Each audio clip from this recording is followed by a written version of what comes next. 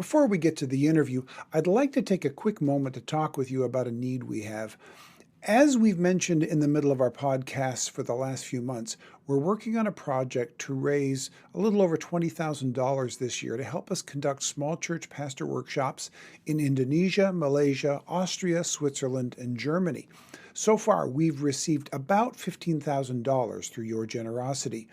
Now, once we're on the ground in these places, most of the costs for food, transportation, and housing will either be very minimal or will be provided by local churches. So the bulk of the costs are to help us get there. It's for airline fares. So here's our current challenge. In September, we leave for Malaysia and Europe, but we need to buy the airline tickets now. And the funds we currently have are approximately $5,000 short. So if you can help, go to karlvaters.com/support and donate any amount you're able to. And please be sure to give us your contact info so we can thank you for your generosity. And I realized that what my grief needed was room. It needed space to be as it was, to be as painful as it was, to be seen, to be recognized, to be allowed.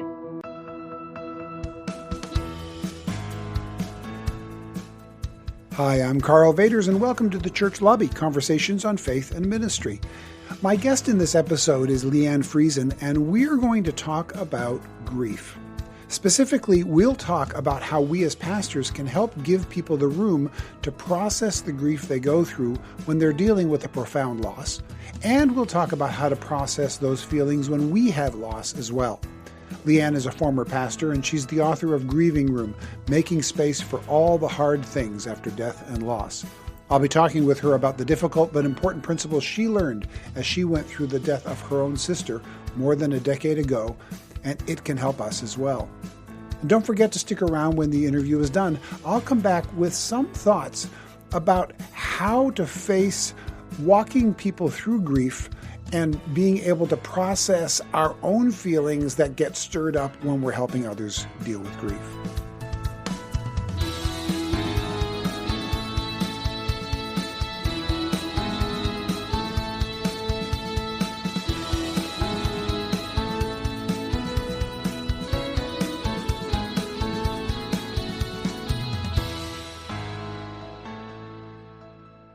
Well, Leanne Friesen, welcome to the Church Lobby. It's good to have you here today. Thank you. It's an honor to be here. Well, you and I, before we get to the main conversation that everybody else will be interested in, I want to talk about something that maybe only you and I will be interested in. And that is, we were both born in the very close together in the same part of the world, not the same town, but on the same island of Newfoundland off the east coast of Canada. Which is so exciting. And Newfoundlanders absolutely love to find one another.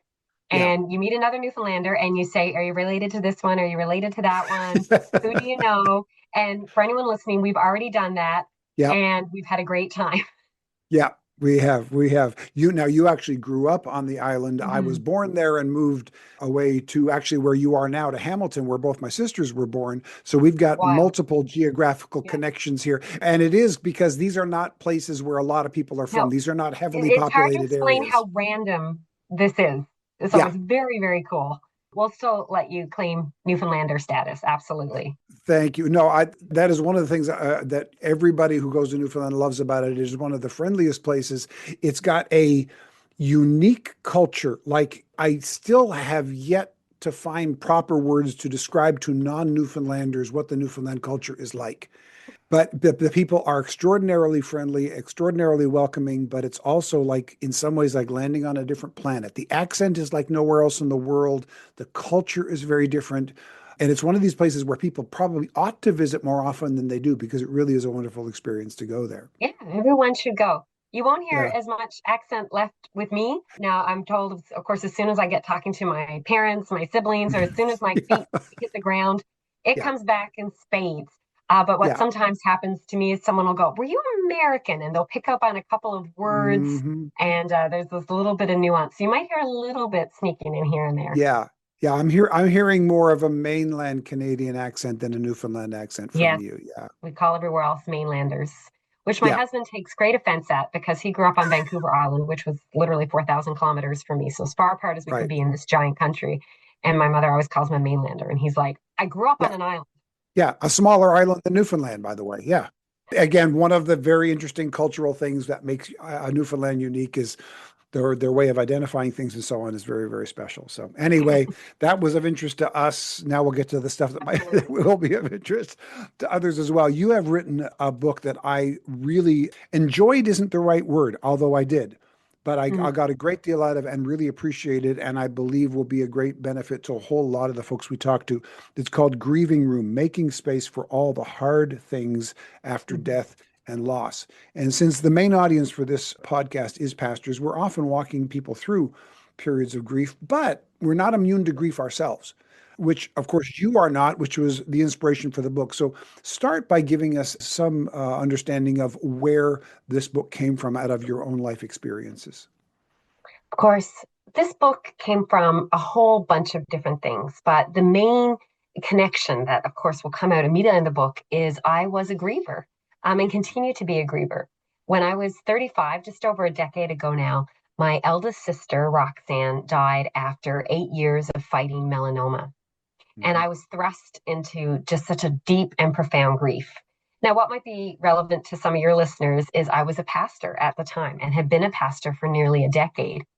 And not only was I a pastor, but I was actually a pastor who had for a long time actually had a lot of interest in grieving, had done some extra training on grief, on lament, and all those things in the church. It was a topic that was important to me. And I often say, I thought I would have a leg up on grief. I thought I would have Mm. kind of that extra knowledge. I was prepared and I was completely derailed.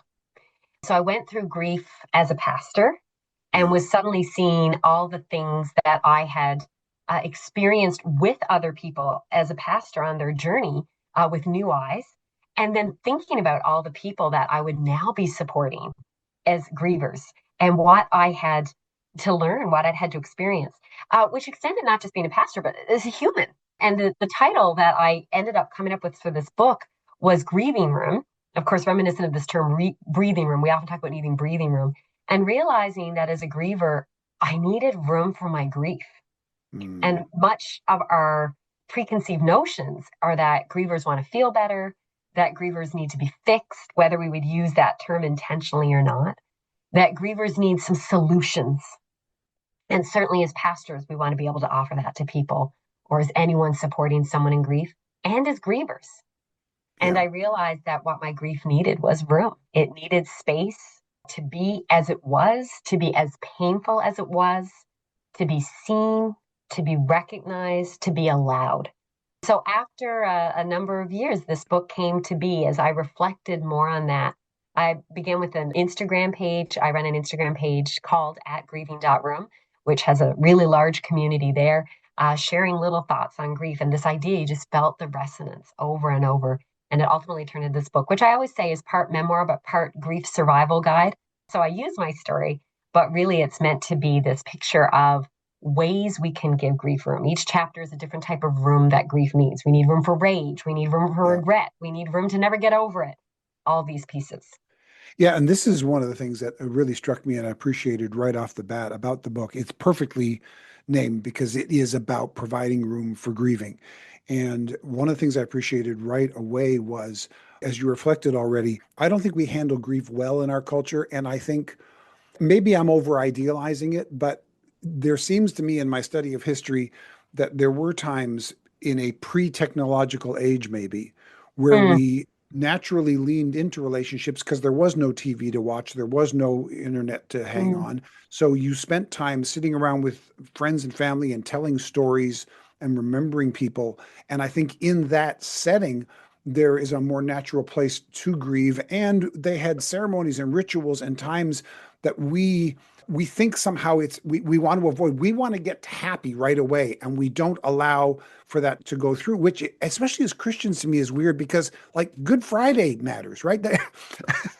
We don't well allow said. time for Good Friday because we want to get to Easter too quickly, but Easter doesn't mean anything if Good Friday isn't filled with grief. That's so well said. I couldn't agree more. I often talk about us being a grief avoidant culture.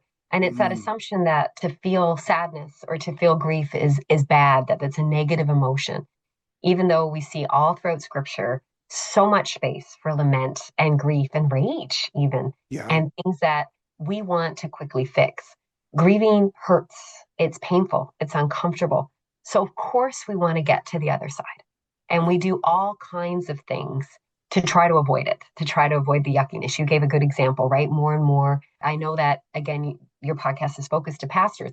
How many of you have had someone say, we're not going to have a funeral, it'll be too sad? That increased profoundly in my 20 years as a pastor, because there is this sense that somehow maybe we can skip the sadness. Or they'll say, we're not going to call it a funeral, we're going to call it a celebration of life. And to be fair, call it whatever you want. But there's this kind of language of, because then people won't cry or they won't be sad. And we're trying to just get to the other side before we actually go through the road, before we go on the road, before we take the path.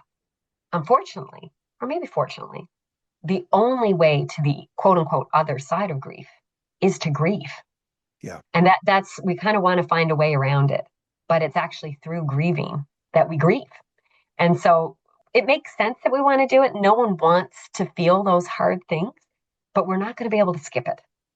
Yeah. And so, as you said, maybe in the past, or maybe even culturally in, North American culture, there is this sense that maybe we haven't really learned how to just sit with those uncomfortable emotions.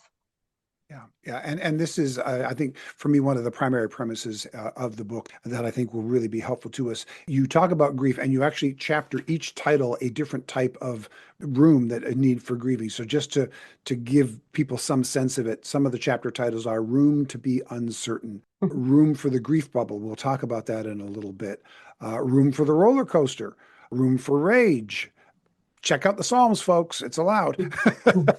Right. And you go through, and it's 20, yeah, it's 20 chapters, each one of a different type of room. And as you said, it's part memoir. You walk through your actual life story and your process of going through each of these things yourself, how it was challenging and how the Lord and others helped you get through that, the mistakes you made along the way, including making room for mistakes is one of the Yeah, premises that one you of the have here. ideas. So what I'd love to do is just walk through some of the things that really stuck out to me that I think we can talk to our listeners about that can help them. And first of all, again, I want to remind pastors, you're probably primarily listening to this as a way to help others through their grief. And I fully understand that. And I know you're going to get that out of it.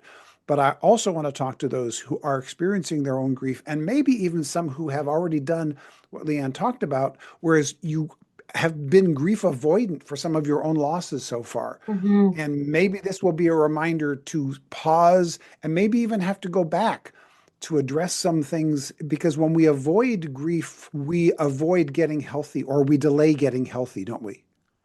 Yeah, and I'm so glad you said that, because a lot of people do wonder if it's okay to make grieving room for things that sometimes happened a long time ago. And we need to do that as well. And sometimes we weren't in the space to process the grief when it happened.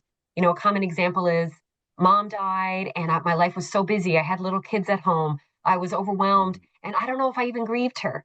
Or sometimes we lost a parent young and we didn't really know what we lost until we got older. Or for any number of reasons, we felt like we didn't make space for the grief. And it's so common when I'm at events that I now lead or facilitate, and people will come up and say, dad died 20 years ago, and all of a sudden I feel like I'm dealing with it for the first time. And I say, that's okay. So, anyone listening, be it an old grief, a new grief, you can give room as you need. And I hope you'll find room for it. Yeah, absolutely. Let's walk through some of those rooms. You start by talking about the anticipation of grief when, like, if you've got someone in your life and you know they're going to be dying, or maybe you're experiencing an impending divorce, something that you're going to be Mm-hmm. grieving over. But one of the things you say fairly early in, and now again, I'm going to give the quote direct from the book: "We need room to say, she is dying, and Yeah. to hear in response, I'm here for you." Talk through the two sides of that. Why is it so important to use, and not just to say it, but to use very plain, blunt words about it?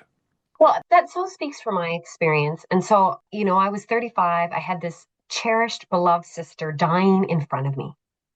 And I was so struck by how often I would share with well meaning friends and well meaning Christians, and they would just want to explain it away. So they would say things like, well, she might get better, or don't give up hope, or have faith, or God might still heal her. And the reality was why I had all that faith. When you hear that, it feels really invalidating. It can feel really difficult when what you're watching is someone literally dying before your eyes.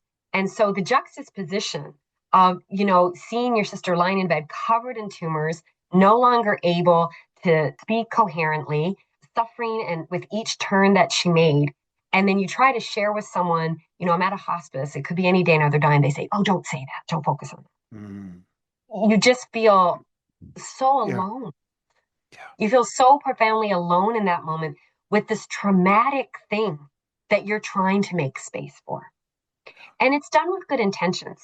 I often say to people, to be clear, I think you should follow the griever's lead. If I'm saying, but we're still praying for Yeah. healing, my encouragement is to say, absolutely, I'll pray with you.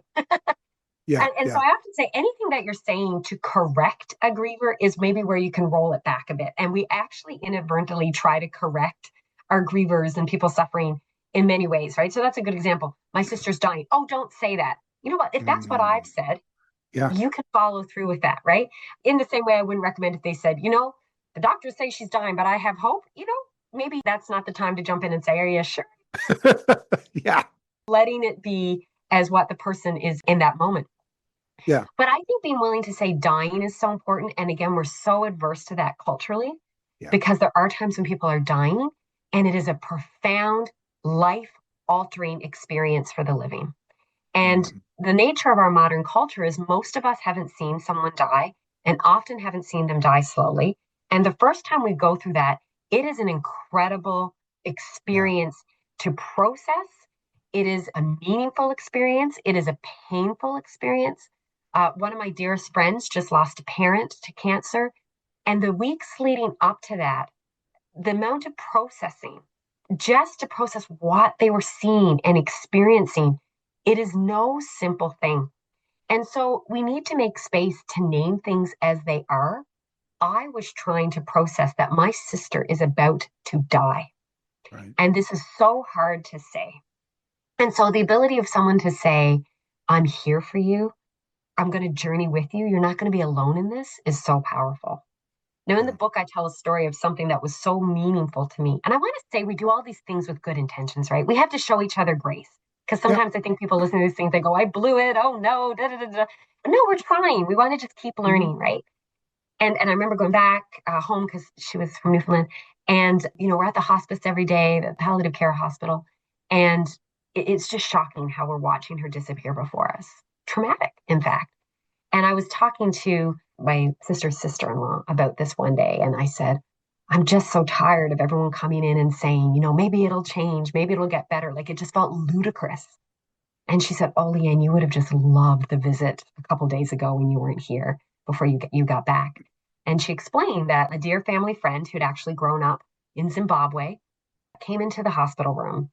And she said he walked into the room and he knelt at the foot of Roxanne's bed. That was my sister's name. And her words were, I've never forgotten it. And she said, Leanne, he didn't pray for her to get better. He prayed her into glory. And Yeah. it still means so much to me to think of that prayer. And, as a pastor, I've told that story so many times. And I'll show up at deathbeds now and people will say, pray them into glory. Leanne, Yeah. pray them into glory. And the power of having a moment of saying, God, welcome this person home. Like we just pray for the moment with joy that we know that you are going to be there for them, even as our hearts are aching, even as they are breaking. Lord, be there. And we pray that you would receive them. And Yeah. all the ability to name that was what I really needed. Yeah. Yeah. I've been in rooms like that as well. So for anybody who has not been in a room like that, because as you said, we don't experience death as firsthand in our culture as humans did for so many generations. And so it feels overwhelming. And the idea that you would somehow just sit with it like that and anticipate it like that and pray someone into glory rather than where's your faith that we're going to pray them out of the sickness and so on, that a lot of people are going to feel some discomfort with that. But I can confirm, as you have just confirmed, that the accepting of the situation is not a lack of faith. And the accepting of the situation allows people to begin the grieving process earlier and therefore, I think, process it better. You use the term anticipatory grief. Mm-hmm. That's a common term, and I didn't make up that term. Right. That's an important term for grievers. And again, I want to reiterate, follow the lead in the room, right? And so even a safe pastoral tip is to say, I'm going to pray for you. Is there a way in particular you'd like me to pray? And read the, right? Some people don't want to be, they don't want to think about that, but being able to be discerning there is so important. And that's why, one of my counseling professor in seminary always said, when you go into these rooms, you pray for the Holy Spirit to give you wisdom. You pray for the Holy Spirit's wisdom. And I think about that often. But as you ask about the question, I've completely forgotten now. Remind me what the original question was. Anticipatory grief. This is such an important term. And often when I talk about it, people often go, oh, thank you for naming it. So anticipatory grief, again, which is a psychological term, a very real thing, is the idea of grieving for something that hasn't yet happened. And so anticipatory grief, your congregants are going through this. People who have loved ones that have dementia often have anticipatory grief. If someone's dying, they have anticipatory grief. Yeah. And it's really complicated because they're grieving, but they're not yet grieving. And so what they're struggling with is this really painful reality. They're grieving because they're losing them slowly and they know what's coming, but they're also saying, but I shouldn't grieve yet because they're still here. Or why would I be sad now? They're here. Or I don't want to miss anything. I don't want to be thinking about my grief while they're still here. Or is my grief now giving up on them? All those things are really complicated. But the reality is when someone's dying, you do lose them slowly, right? So there's going to be, if they're dying in this way, of course, there's sudden death, and those are so hard in different ways. But in a case like this, you have the first day that they don't talk. And you go farther back, right? And you have the day that you learn about the illness, the first time that they stop going to work, or the first time that they say, I'm going to leave the dinner table early. And, I'm too tired tonight to watch my favorite movie. And your stomach sinks. And you go, it's happening. And I'm losing them bit by bit. One of my biggest moments was because I lived in Ontario, which is like kind of a little bit more towards the middle of Canada. And then my sister lived way on the east side of Canada. There was the moment that I remember phoning her, and her husband answered the phone and said, she's not well enough to talk on the phone. And I realized I would never talk on the phone with my sister again. Wow. It was 2 months after that, but I never talked to her on the phone again. And that was a huge moment of anticipatory grief.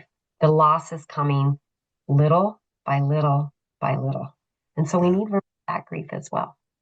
Yeah. And the acknowledgement of again, nobody's going to do this perfectly, but the more we can acknowledge these things in a healthy way, I think the more healthy the whole thing becomes. Before we continue, I'd like to take less than a minute to mention 3 important items. First, if you're new to this podcast, it's a product of Helping Small Churches Thrive at karlvaters.com. We provide encouragement and resources for pastors of the 90% of churches that aren't big through workshops, books, articles, this podcast, and more. Second, our current project is to raise approximately $20,000 to help us conduct small church pastor workshops in Indonesia, Malaysia, Austria, Switzerland, and Germany in 2025, including translating and printing one of my books, The Grasshopper Myth, into the Indonesian language to give for free to 1,000 small church pastors. The churches that need our help can typically afford it the least, so if you'd like to help us do this, you can support us at karlvaters.com/support. And third, you can subscribe to my free weekly newsletter and get all the latest resources and news at karlvaters.com/subscribe. Links for all of this will be in the show notes. Now, back to my interview. But we talked about the mistakes we made, and you have been very gracious about that, as you are in the book. And one of the things you say is, in the valley there is indecisiveness. And you actually use the phrase, at one point, everything seemed like the wrong thing. So how do you walk through that? Grievers in that anticipatory phase, in that dying season, but actually after they die too. And you have those moments as you're newly grieving, you actually don't know what the right thing to do is. You're constantly saying, is this the right thing? Is this the person who should speak at the funeral? I don't know. Is that what they would have wanted? I don't know. Is that the song they would have wanted? Maybe. Should we have this meal catered, or should we have a different one? Should we have it this day or that day? And even if everything's laid out about what they might want for a funeral, for example, you still second guess yourself. And then as you go along, you're going to have the moments of, would they want me to do this in their memory? Would they have wanted our daughter to go to this school? I don't know. There's all these pieces that you second guess, especially when someone's dying. You absolutely don't know what to do, because the reality is they're very normal days in an abnormal time. So you're sitting there with someone's dying and someone says, what do you want for lunch? Do you want pizza or macaroni? And you think, I don't, I don't know. Like, should I eat Mm, macaroni when my sister's dying? Like, do people eat when people are yeah. dying? It's just this profound sense of being completely uncertain. One of the big questions that I see come up all the time is it okay for me to go home? Should I leave? And dear wonderful palliative care nurses and support staff get this all the time. Should I go out for supper? Should I stay? Right. Should I take a break? Should I not? Yeah. And you Yeah. just kind of don't know. And all those things are so normal too, that profound indecisiveness in the valley. Now, one of those areas of imperfection, or what some people feeling like you're making mistakes that you talk about, is in the chapter Room for Imperfect Goodbyes. You say, we need room for the story of our loved ones' last moments to not be ones of closure or poignancy. And I think this is something that movies and TV have convinced us are going to happen when it's done right. You're going to have this perfect, poignant closing moment. It's all just going to be made right. It's all going to be wrapped up in a tidy little ribbon at the end of 22 and a half minutes. And life doesn't work that way, does it? This is the number one chapter I get comments about, hands down. Really? A number of podcasts. This is the one that people go, this one stood out to me, especially if they Mm, the loved one in that way where, they knew it was coming. Again, because it's hard to compare to someone who had a sudden loss and they actually didn't get that yeah, goodbye. yeah, And that's so hard too. But that also needs space, right? It needs space to be like, that sucks. That, you said, see you tonight, and then you didn't, right? That's awful. So this has been a very shaping idea for a lot of people. And, I could go off on this, to be honest. I death scenes in movies and TV shows. And my kids know it. Sometimes we'll watch something and go, okay, mom, say it. And I'll go, it's not always like that. And there's this idea that we have that a good goodbye is, they drift away slowly. And everyone also thinks that there's going to, not everyone, but of course, many think there's going to be this moment where they're all going to be able to, like, they're going to sit up in bed. They're going to say, I love you, Karl. I love you, blah, blah, blah. And then they'll kind of drift away. yeah, The reality is, if someone dies after a long illness, more often they're sedated or on heavy medications near the end, not enabling them to do that. And when they were well enough to do that, they might not have been in the mental space to do it. yeah, The reality is that sometimes they are very weighed down with the burden of dying. And I would say this even with people who may, in our modern age, actually have chosen when they die, which you can do in Canada. And even then, there's so many things that are complicated about that. This idea that we can just control how the goodbye would look. It's not always the case. And so we have this idea that we're going to be able to have this really special conversation, that it's going to be really tidy, that we're just going to see them very gently sort of have this moment that we yeah. can just really be there. And it's not always like that. In fact, it's rarely like that. And I've been at a lot of deathbeds, and I haven't seen a single deathbed that looks like TV. Let me stress that again, not one. Yeah. Scene is someone leaving the room and the person dies in the 5 minutes they're gone, and the person comes back completely overwrought. Yeah. I've seen the person 2 or 3 days completely nonverbal, and when they slip away, people, like, they don't even realize they've died.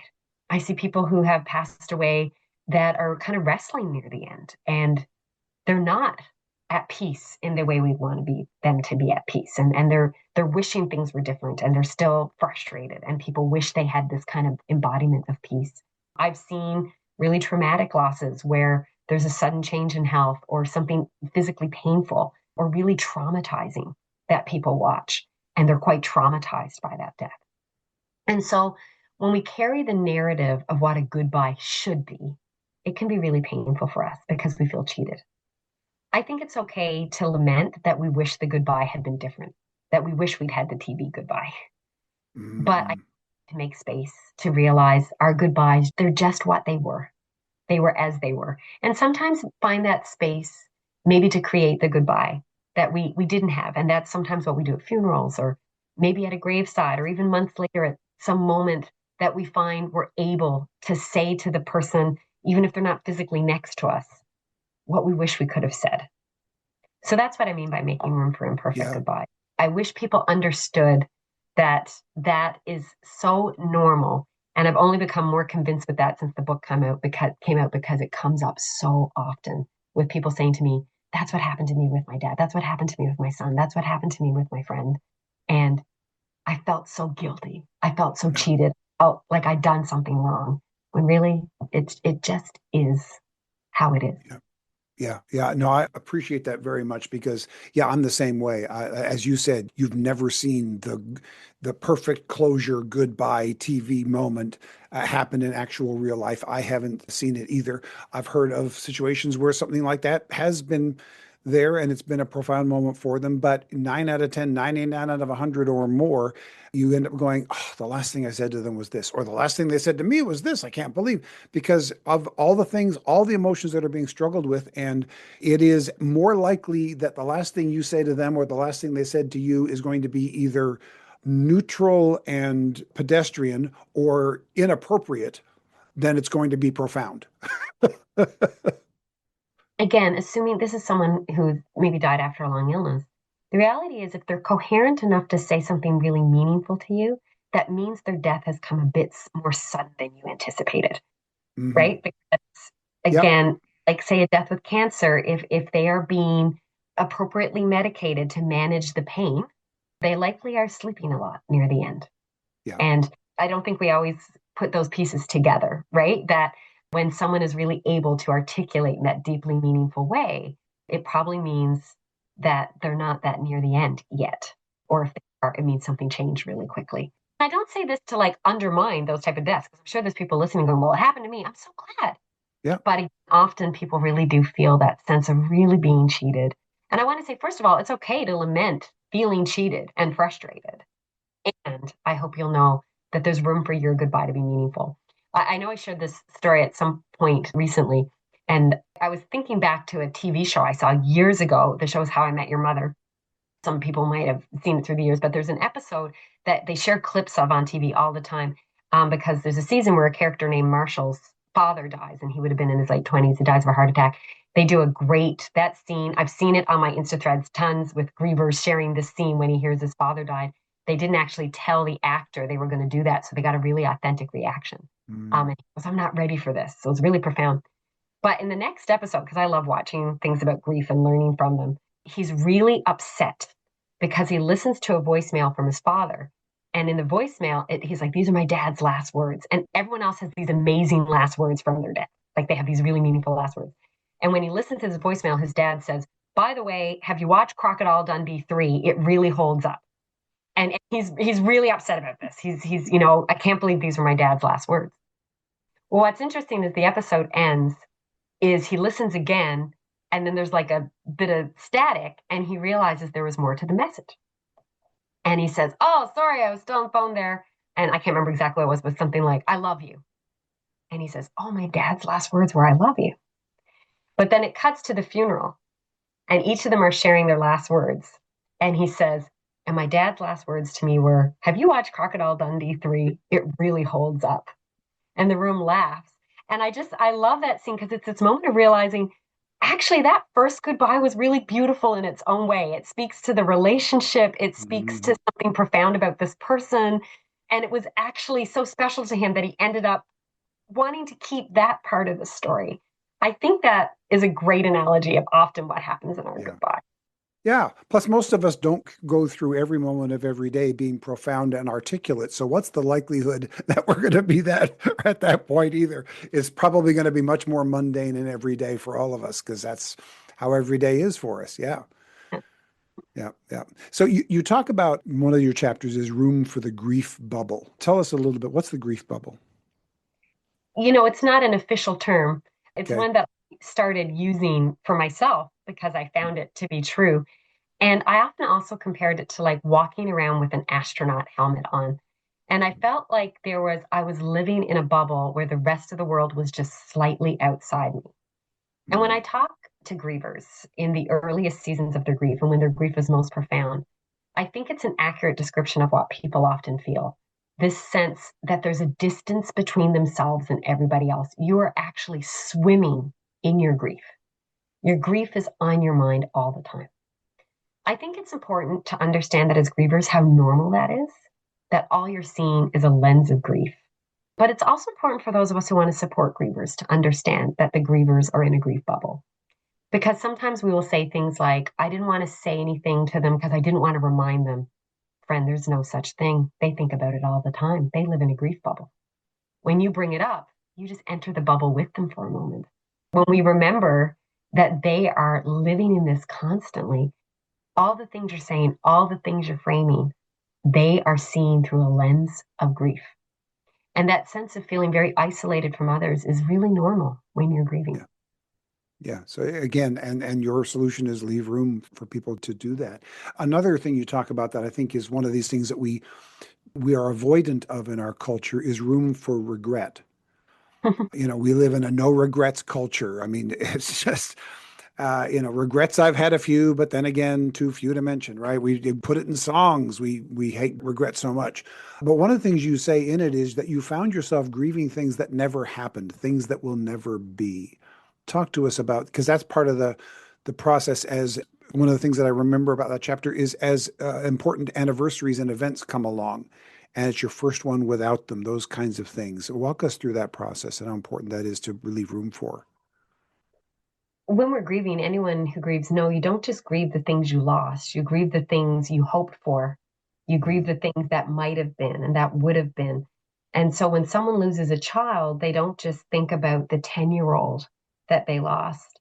They grieve for the 20-year-old that they'll never meet. They grieve for the wedding that they won't get to witness. They grieve for the teenage years that they won't live through. And all of those things are so profound and so deep. And it can be really confusing for when we're grieving to feel like, why am I grieving something that didn't exist? But it is a sense of loss. And that I use the term regret to describe that as well as just other regrets we might have had. We will look back when we grieve. Every single one of us, I'm going to be that unequivocal about it. And we're going to say, I wish I'd spent more time with them, or I wish I'd done this. I wish I'd said that. I regret that I didn't say this. I regret that I didn't go to that event. I regret that I didn't buy them this gift last Christmas. They always said they wanted it. Processing that is a normal part of grief. Making room to name that is normal. And it's okay to regret those things. It's okay to wish maybe things had been different. Maybe that we regret that we didn't heal relationships that could have been healed. And it's also normal to regret what wasn't. And so we also need to make space for that regret for the things that we won't have, that we wish we had. And so remembering that our grievers are also going through that. They're not just grieving the thing that they had immediately lost. They're grieving all the things that are going to come up that they won't have. When I was at one of my grieving events not so long ago, I talked to a couple who had lost their only son who had died by suicide. They were devastated, of course. He was in his mid-20s. And they said to me, Leanne, can we tell you one of the hardest things? We're never going to be grandparents. And so they were grieving grandchildren that would never. And I said, of course you are. And they said, all our friends are becoming grandparents. And that's never going to happen for us. And so this was such a profound loss. And we need to make room for that regret.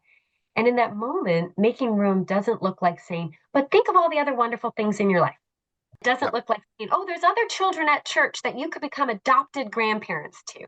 Room for that regret looks like saying, that must feel like such a big loss.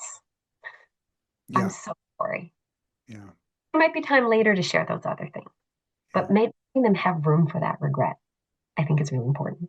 Yeah, that's huge. In that idea of these things that we will never experience because we've lost a loved one, this is one of the reasons how we get to one of your important chapters right near the end is how to give people room when they're not, quote unquote, getting over their grief.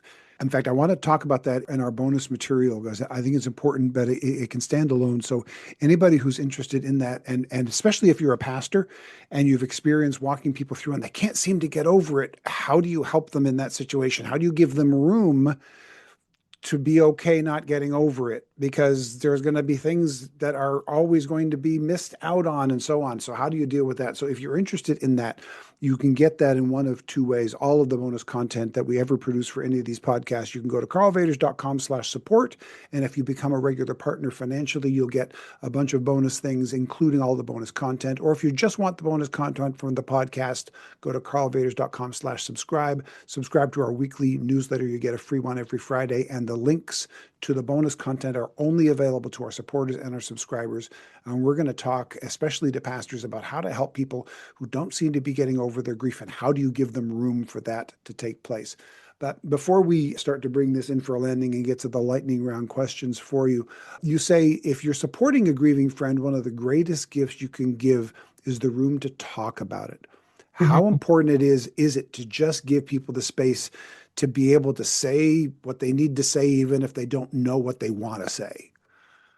Often grievers are just aching to talk. Now, I don't want to say that some people you're going to bring it up, they're going to say, I don't want to talk about it. Of course. Some listening are going to say, I didn't want to talk about it. But we do need to give people space to talk because, in my experience, most do want that space. And that looks like lots of things.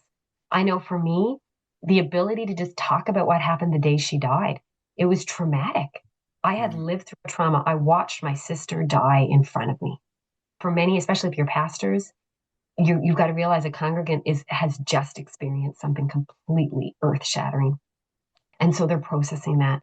And they might need to tell the story again and again if they're able, or other pieces of that story, how they first heard, what they've gone through, a tension they had with someone. They want to name it, but they also want to talk about their person. And one of the profoundly painful things for grievers is feeling like their loved ones disappeared from everyone else's life.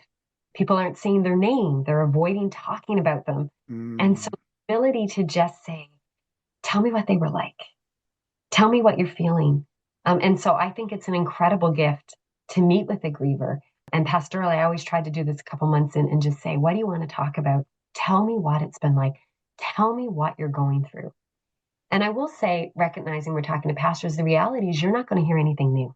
You're going to hear a story that sounds like every other griever's story, except it's going to have profoundly unique nuances because every story, I always say grief is so universal and it's unique. And this is this strange line we walk. The grief experience is absolutely universal, but every grief is special and every grief is unique. And so you're going to hear something, you're going to say, yeah, this is what grievers go through. But yet for them, we need to make space for that unique story to be absolutely profound. Absolutely the first time we've ever heard it. So we've talked to others whose mothers have died.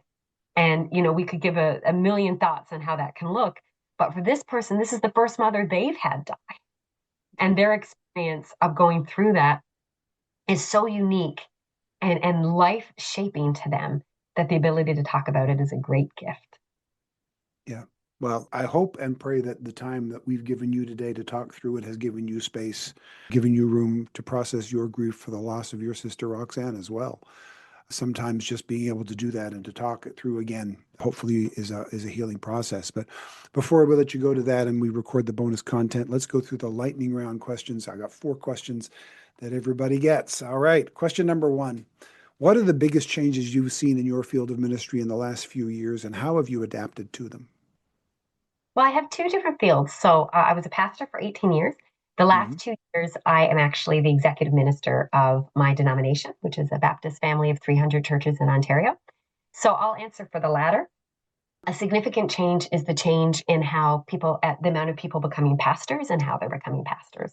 So this is a huge change that I think many of our churches need to understand, and we're seeing certainly across Canada. And that is that the traditional method of someone doing their undergrad and then maybe doing a master's or a biblical college undergrad and then right into ministry and then getting their first church and, maybe doing an associate or youth role and then stepping into lead pastor. We're just not seeing that very often anymore. First of all, we're seeing way less people go into pastoring. That has dramatically decreased. And I think we can have lots of conversations about why that is and how we could talk about the call and the joy of pastoring more and how churches can be making pastoring a more positive experience for many people. But there's this reality that now a lot more pastors are coming from second career. We need to see churches that are willing to build up lay pastors and lay leadership and people that can be supportive in that way, especially in our small churches. And people coming from other countries who are settling in and are coming in particular to Canada and our regions. I can speak to that and saying, we're excited to be serving the church and how we can be helping engage those pastors. So that's been a really significant change. Another huge change that we're seeing in churches that's impacting everything is, of course, this rise of the nuns and duns. I know many of your listeners are American. In Canada, the fastest growing religion, I believe it's also in the US, risen to 34% since our last census, is nuns. I'm no religion. And Yeah. so this shift culturally, when you're talking to older generations at your church or people who've grown up in church, and they're saying, where are all the young people? They should come to church. Helping people understand that should of church has just died. It's just not culturally the norm anymore. And what that means to be shaping our churches, I think, is quite significant. We need to give people grieving room for the loss of their churches as well. I think that's going to be something that's going to be huge in the next generation or two. Yes. And sometimes when churches close, and there's all kinds of grief that's needed in that. And again, to pastor well in this era, you actually have to help people grieve that. They have to grieve that this has changed. And so sometimes it's so pastoral to just be naming, yeah, you're right, this has really changed and it's really hard. And we Yeah. see it, grieve it. We need to make space for it. So it doesn't help to just be flippant about it, right? It doesn't help to be like, get with the times, figure it out, it's changed, because there is great grief and loss for people in that role. And that includes our pastoring role, right? Many of us, depending on what season you're pastoring in, we have seen how pastoring's been viewed change dramatically in several decades. And if some of us started in ministry 20, 30, 40 years ago, there was a time when pastors were respected, their voice mattered in the community, and that has changed. And some of us feel adrift in what our role is as pastors. And that's something to grieve too. Yeah, very, very true. Yeah. Question number 2, what free or cheap resource like an app or website has helped you lately that you'd recommend for small church ministry? I would really encourage people to connect to the Small Church Network, which is a great group of churches. So the Small Church Network has support for churches. They do retreats for small church pastors. And I think all that can be really helpful. Terrific. Number 3, what's the best piece of ministry advice you've ever received? There's so many I could pick, but I love that one I shared earlier, actually, that, you step into the room and you trust that God's gone ahead of you and you say, God, help me see you. And you have to step in saying, Holy Spirit, guide me in this moment. Whether I'm stepping into a room with a griever, I'm stepping in a room with someone dying, I'm stepping into a conflict, I'm stepping into a board meeting, I'm showing up at church on Sunday. God, you're already here. Help me see you and help me be led by your Spirit in this moment. There's been many times I've forgotten that. And the times that I pause and remember have been very, very meaningful reminders of how important it is. Yeah, wonderful. Last one. What's the funniest or weirdest thing you've ever seen in church?